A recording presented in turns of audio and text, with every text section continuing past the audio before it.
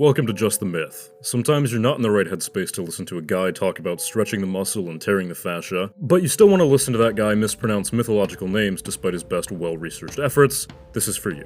On Just the Myth, I'll cast aside the fitness portion of Fitness and Folklore entirely. There's just some myths out there that I love and believe should be shared that don't quite fit in with the nature of mythic muscle. You and I will explore those tales in this series, along with maybe just a tinge of history. Just the Myth's sibling, Just the Fit, is probably more your speed if you're looking for something actionable. Something you can directly apply in the gym for your own edifice. Of course, if you need a bit of both, Mythic Muscle's still there waiting for you. And hey, if you're not interested in the myth and you're just here to support me, you've got a very, very special place in my heart. Thank you. If you want to support me further, you can find me on nearly every social media platform. Patreon, my preferred platform, TikTok, X, formerly Twitter, YouTube, Podbean, Spotify, Patreon, and Instagram by searching for Mythic Muscle Podcast and looking for the helmet crossed with a barbell and the microphone. There's no shortage of warnings regarding the depths of the Earth's oceans. It's widely accepted that the vast seas that blanket the surface of the planet are home to mysteries still untold. Despite our best efforts, we've only explored about 5% of what's down there. We've charted nearly 20% of it, but actually explored it? The dangers associated are just far too high, or it's just too cost prohibitive. This has led to such extreme speculation as to what's beneath the waves. What type of life forms exist down there that we would perceive as alien despite being terrestrial? New species of sea creatures are being discovered daily, each stranger than the last, and if it weren't for drastic advancements in technology, we'd never be able to identify them or their genus. Through all of recorded history, the great mystery that is the sea has been a topic of intense study. Sailors would write about their findings, local stories of fishermen stumbling across things unknown would ascend into legends and cultural folktales. Great myths were drawn of creatures caught, found, observed. Some faded into obscurity. Some were proven as myth. And some, like the Bake-Kujira, still float in the cerebrums of seafarers on their long nightly voyages. The Bake-Kujira is a Japanese yokai originating from the Shimane Peninsula, one of Japan's smallest prefectures. Its name roughly translates to ghost whale, an apt name if ever I've heard one. You might also hear it referred to as Hone-Kujira, or a bone whale. Both are used to describe the same entity. The naming convention comes from direct observation, as the Bake-Kujira is a sentient whale skeleton piloted by the souls of slaughtered whales. It's a deceptive creature born of despair and vengeance. It is an unfortunate reality that the Sea of Japan is nearly completely devoid of its great whale population, but historically, whaling was seen as a necessity, and whales were treated as a divine gift, as one whale could feed an entire village for many, many months. This led to active whale hunts, but only those who breached the surface or had beached themselves. As time would pass, the hunting of whales became a much more hostile, aggressive act, as profiteering unfortunately became the norm. Whales were killed en masse, and it would only be a matter of time before something would come to stop it. Enter the Bake-Kujira, the ghastly consequence of wholesale slaughter. The legend of the Bake-Kujira goes a little like this. Amidst a great storm which flooded rice fields and brought torrents of runoff from the great Chugoku Mountains, a few fishermen took to the sea. It is always ill-advised to travel the sea during a storm, but if the price is right, one's own life might be wagered. They saw it. The answer to the scarcity to come with the flooding of the rice fields, illuminated in the moonlight, silhouetted against the black horizon of an inky sea. A massive whale had breached and resubmerged. It wouldn't be long before those few fishermen were joined by the entirety of the village's men, spears at the ready for the catch. The tempest would roll their ships and bite at their oars, but still they could see it. Salvation. Wealth. The first spear thrown caught the mighty gale, and perhaps Susano himself carried it to its target. No greater throw could have been made, but the fisherman whose hand delivered the harpoon was completely aghast. It passed through the whale as if the creature was merely a mirage. The second throw came, this time from a different fisherman who dared the beast retort. It too fell to the drink below. Soon the order came for all boats to launch their harpoons, but none would land true. As the last harpoon fell, horror lulled the fisherman's collar, and in one great stroke of lightning, the whale had been illuminated in full. Bones, bleached and sea-kissed, flesh sloughing from its place. This was not a whale, but the living carcass of one slain prior. Its eyes turned to the fishermen, and the sea came alive around them. Birds suddenly flocked overhead, strange, sickly ones of no discernible species. Skeletal fish slammed onto their boats, leaping from the inky black sea, and the Bake-Kujira itself floated in its macabre majesty, before swiftly turning to the current, taking its skeletal flock with it. When the fishermen returned home, their faces pale and weather-worn, their wives and children couldn't bear to hear the story. Fires flared through the village, crops began to wilt, and the people began dying to sudden onset incurable diseases. The curse of the Bake-Kujira silenced the entirety of the village, and they wouldn't dare go near the whale carcasses that beached upon their shores. So the story goes. Perhaps it's just a collective hallucination, or maybe it's one of the sea's many unknown things that should not be. You finish lacing your boots, your hands slick with oil and rainwater. You wouldn't say you take pride in the butchery, but it is an artful expression. The way your knives gently slip between the bone and muscle, cutting away at the tendon with respect of the creature, delicately making slices to carve perfect cuts of meat, the cleaning of the bones, the great attention to anatomy. It is more than just ripping a dead thing apart. You like to think that the creature understands its death is to allow the continuance of hundreds of others, one death for the life of many. And out of respect, you treat it as gently as possible. No hacking or breaking or haste. Slow, artful precision with shows of intense gratitude. The other men, they don't agree with you.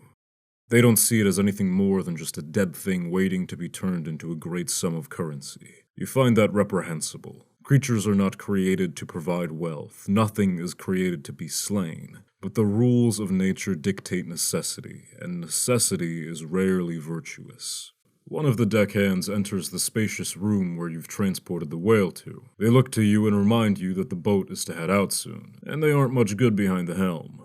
That's your job. You give a nod and wave them off. It's mighty cold tonight. This damn rain doesn't make it much better either. Your boots slop against the wet dirt and leave thick boot prints in the mud. The approach of the pier shakes a bit as you and your deckhands climb it. You walk past your boat to the edge of the dock, as you usually do. Your deckhands load supplies and begin checking ties and sails. You look out across the ocean, staring at the waves. They drum over each other, thrashing like some great melee. Warriors on each side slamming their weapons over the top of shield walls or in between infantry ranks. Something about the sight of the sea, the moon drifting over the horizon, it brings you to a different place. You're not a person beholden to the book, but this sight, it brings you some strange reverence. You give a prayer to the sea and its many gods through time and culture. Because you're going to take from it, you give a bit of yourself. You drag your knife to your head and cut a few tufts of hair, loosing it to the stormy bursts of wind. "You're ridiculous," you hear your first mate call to you from aboard the ship. "I know," you call back, beginning your walk to the boarding plank. It's a thing of respect. You prod at your first mate, closing your fists around the lapel of their jacket. They've put it on wrong. Water'll get in and seep into the threads. You close it for them and press the bottom of your fist to their chest. If you're going to reap, do so with a gentle hand, and pray that what you sow comes to you how you had cut. You say this to them while passing behind them, ascending the stairs to the cabin. You watch the deckhands clear the top deck, picking the plank up from the inlet of the dock and the edge of the ship. It's in the air tonight. There's risk, a lot of it, but the air, as it fills your lungs, it sings of reward. If this voyage yields nothing, your village runs out of food in 2 weeks. The last whale they caught, stupidly, they sold it. And for what? You think to yourself as you slip your hands along the wooden spokes of the wheel. With a hard tug to starboard, the ship pitches away from the dock. The coils of rope pass from hand to hand as the deckhands retrieve it from the spool. The bobbing of the waves is disorienting first. Always is. No matter how many years you've been at sea, it's always rough at first. But then quickly, you learn the dance. The sea is a harsh, unforgiving teacher, but it forces excellence from you. That part, you've always enjoyed. The trawling is going well. Plenty of herring and bluefin. It hasn't been long, but this is a good night. You lock the wheel in place and lean back. A few puffs on your pipe fills the cabin with a light waft of smoke. Your first mate knocks twice on the cabin door, you ignore it and go back to enjoying your pipe. The door opens, you spin in your chair ready to brawl. The look on your first mate's face diffuses the situation but incites another. They look as if they've seen a ghost. What? What's got you so... You're cut off with a, "Captain, I think you should see this." You rise from the leather chair and slip your coat on. Not caring about whether or not the threads will get soaked, you step down the stairs to the top deck and look out. There's a ship, lightless and devoid of movement. It's not too far out, maybe half a nautical mile away. You slip your spyglass from your pocket. There's no one aboard, it looks like. Unusual, but not completely unheard of. In storms such as these, if a deckhand fails to affix the rope to the dock hitch properly, it'll loose itself and the thing will be cast to sea. It's in good repair and you've plenty of line. You've caught enough fish to feed your people for a while. Even if you're wrong, better an extra ship in the harbor than driftwood littering the shore. We'll tow it in and half-man both ships. You look to your first mate. "Guess you're about to be captain. Good luck," you say to them. They stammer for a moment, but accept the finality of your word. You change course, deftly slipping your hands across the wheel's spokes. You'll need to either saddle up directly next to it or slightly ahead of it. Boarding right now is going to be more than a challenge for your crew, but what kind of captain doesn't have faith in those in their employ? Sure enough, there's the line of rope tattering in the wind, slapping itself against the hull, waterlogged and fraying. Best that your initial thought was correct. Every other circumstance in which a lightless ship with its sails furled finds itself adrift is much worse. You're first aboard. You've always seen it as deplorable for a captain to subject their crew to something that they themselves wouldn't embark upon. So you're always first, for everything. As your feet touch the boat, you feel an intense dread swallow you. Something's wrong here. You can't place it, but you can feel it. Captain's intuition, you think to yourself. But then notice, your other crew members seem shaken as well. You traipse to the cabin. Strange, it's unlocked, and there's a ledger upon the desk. It's a sales ledger, denoting a series of transactions. The contents sicken you somewhat. Just another greedy bastard selling whales for their oil, and tossing their bones back to the ocean. They do this because stopping at port is a waste of time, and time is, of course, your first mate's hand slams across your shoulder. You spin on your heel, the thought interrupted. You look out to the waves, and somehow you missed it. There are bodies lapping against the hull of the boat. Your stomach sinks. Your crew had already begun throwing out life preservers, but there's no movement toward them in the water. Just movement below the water. And a lot of it. You hear what sounds like a procession of bassoons, but you recognize it. It's a whale call, but dissonant and reedy. Your crew stops. A huge plume of water pillars into the sky only a few hundred feet away from the ship. The call goes out that there's a whale. They call to you, waiting for the go-ahead. You deny it. You've already enough fish to feast for a while. Leave this one. Perhaps in a few months it'll wash ashore, but for now, there's no reason to take what isn't needed. Some of them look dejected.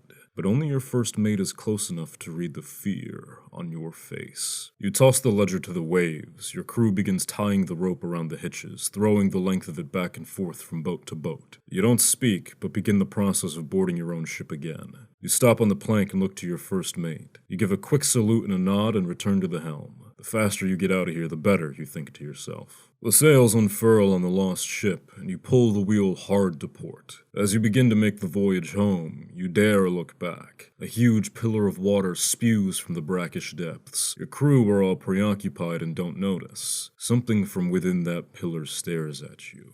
Something old. Something angry. Something dead. Eyes filled with rage and remorse in equal stead. Your mind races at the thought of provoking the creature. You know it. All good captains have heard the tales. Many manner of sea beasts spawn as a consequence of greed. You've traveled the world, settled in place after place after place, and on this side of the globe, you've been told to fear it. The Bake-Kujira. You sit down in your chair and lean back. Why's it gotta be you? Everywhere you go, no matter how many miles from where you started, the creatures of the sea haunt you. Perhaps you should give that detective a call. The one asking about folktales and cryptids. You've got a few stories to share.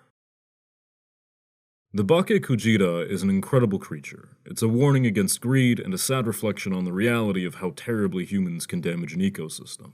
If you're ever in the Sea of Japan for any reason, don't stare too closely at the waves. You never know what's hiding below. With that, I have been your host, Benjamin Cloud. This has been Just the Myth on the Mythic Muscle Podcast. Thank you so much for listening. Have a phenomenal day, a great lift, or if it's a rest day, go look at a whole bunch of sick-ass Bake-Kujira art, or go play Smite. The Bake-Kujira will be a playable character shortly. Take care, folks. Please consider supporting me on Patreon. For only $3 a month, you get Discord access, and you buy me a protein bar. $5 a month gets you Discord access with special colors and emotes, blooper reels, a shout out from me, and transcripts of each episode. $10 a month gets you all of that noise, a vote in our monthly poll, a personalized 10-second clip of whatever you want me to say, and every dollar spent at that tier goes right back into the podcast so that I might bring you a better listening experience. Follow my socials. You can find me on pretty much every platform by searching for Mythic Muscle Podcast and looking for the helmet crossed with the barbell and the microphone. If you made it this far, you're my favorite type of human. I hope you have a wonderful day, a fantastic lift, or if it's a rest day, you get some quality relaxation time. Thank you.